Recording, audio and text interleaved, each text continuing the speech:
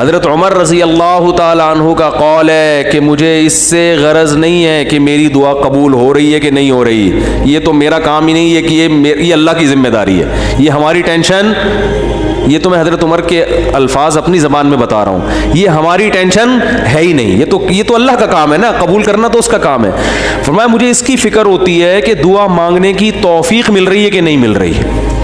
ایسا نہ ہو مایوسی اتنی پیدا ہو جائے کہ دعا مانگنے ہی کی توفیق چھن جائے، یہ ڈینجرس ہے، یہ خطرناک ہے کہ اللہ نے آپ کو اپنے در سے محروم کر دیا، ہاتھ اٹھانے کی توفیق سلب کر لی، اور آج لوگوں میں یہ نظر آتا ہے دعا مانگنے کی توفیق نہیں مل رہی کیونکہ ان کی پوری نظر اسباب پہ ہوتی ہے، اللہ پہ نظر ختم۔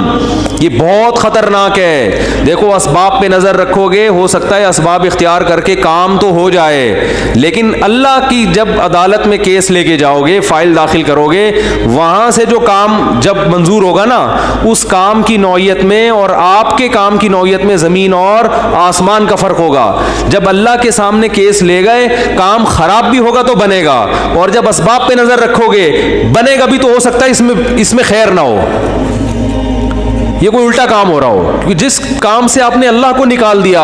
اب اس میں خیر کی توقع نہ رکھیں آپ۔